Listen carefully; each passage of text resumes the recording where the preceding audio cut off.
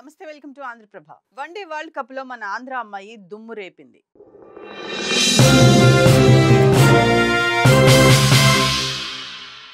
కడప నుంచి మొదలైన Sricharani cricket journey గురించి ఈ వీడియోలో తెలుసుకుందాం. సొంత గడ్డ, వేల మంది అభిమానుల మధ్య ఆడటం, ఇది ప్లేయర్స్ కు బలమే కాదు, అంతే ఒత్తిడి కూడా ఉంటుంది. ఎందుకంటే అంచనాలను అందుకోవటం, విజయం సాధించటం అంత సులువు కాదు. అదిగాక గతంలో కప్పు గెలిచిన చరిత్ర లేదు, ఉన్నదల్లా ఒకటే, ఎలాగైనా సరే ఈసారైనా కప్ కొట్టాలి, విజయ కేతనం ఎగురువేయాలని మాత్రమే. సొంత నేలపై గెలుపు సాధిస్తే దేశంలో మహిళా క్రికెట్కు జోష్ వస్తుందన్న నమ్మకం. అందుకే ఎన్ని ఓటములు ఎదురైనప్పటికీ వెనకడుగు వేయలేదు, ధైర్యంగా నిలబడి పోరాడారు, గెలిచారు, విశ్వ విజేతలుగా నిలిచారు, ప్రపంచ కప్ను అందుకున్నారు, దేశ కీర్తిని యావత్ ప్రపంచానికి చాటి చెప్పారు. అంతేకాదు ఎంతో మంది అమ్మాయిలకు స్ఫూర్తిగా నిలిచారు.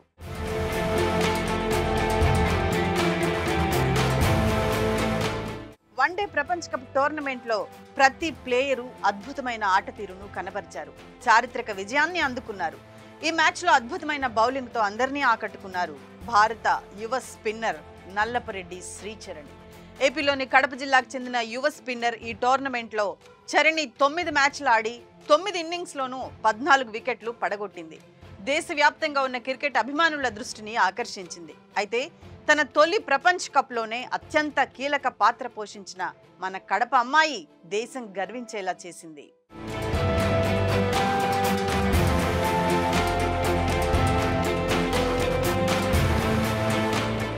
నల్లపరెడ్డి శ్రీచరణి కడప జిల్లా వీరపనాయనపల్లి మండలం ఎర్రమల్లె గ్రామానికి చెందిన అమ్మాయి. ఈమె తండ్రి చంద్రశేఖర్ రెడ్డి రాయలసీమ థర్మల్ పవర్ ప్రాజెక్టులో చిన్న ఉద్యోగిగా పనిచేసేవారు. శ్రీచరణి చిన్నతనంలోనే, అంటే 6వ తరగతి చదువుతున్న సమయంలో ఆమెను తండ్రి బ్యాడ్మింటన్ వైపు ప్రోత్సహించారు. క్రికెట్లోకి రావటానికి ముందు ఆమె ఖోఖో ఆడారు. శ్రీచరణి ఎదుగుదలలో కీలక పాత్ర పోషించారు ఆమె కోచ్లు విక్రమ్ కుమార్ వర్మ, శ్రీనివాస్ రెడ్డి. ఇక ఆమె ఇన్స్పిరేషన్ స్మృతి మంథానా, యువరాజ్ సింగ్ కాగా ఆట పట్ల ఆమెకు ఉన్న ఇష్టం, అంకిత భావం, పట్టుదలే ఇవాళ ఉన్నత స్థాయికి చేర్చాయి.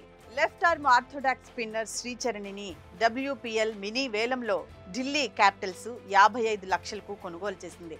దీంతో ఆమె పేరు వెలుగులోకి వచ్చింది.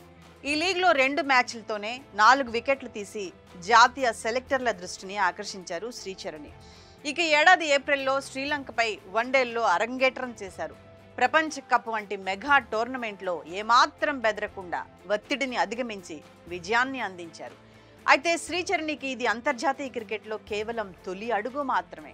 ఈ ప్రపంచ కప్ మ్యాచ్లో భారత బౌలర్లలో దీప్తి శర్మ తర్వాత ఎక్కువగా 13 వికెట్లు తీసిన రెండో బౌలర్ శ్రీచరణి కావటం విశేషం. అంతేకాదు తన కట్టుదిట్టమైన బౌలింగ్తో పరుగులు ఇవ్వకుండా ప్రత్యర్థి బ్యాటర్లకు చుక్కలు చూపించారు.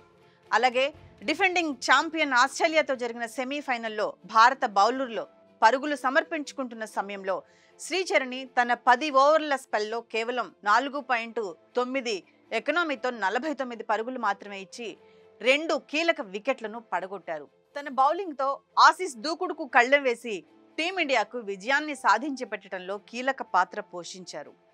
చిన్నతనంలో సరదాగా మొదలుపెట్టిన శ్రీచరణి క్రికెట్ జర్నీ ఇవాళ భారత్ ఉమెన్స్ టీంకు వరల్డ్ కప్ అందించడంలో భాగమైంది.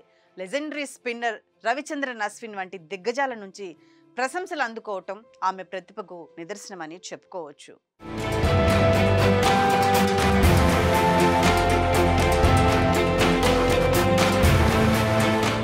అయితే శ్రీచరణి విజయం కేవలం క్రికెట్ ప్లే గ్రౌండ్కే పరిమితం కాలేదు. ఏపీలో ముఖ్యంగా గ్రామీణ ప్రాంతాల్లోని ఎంతో మంది అమ్మాయిలకు ఆమె ప్రస్తుతం ఒక రోల్ మోడల్.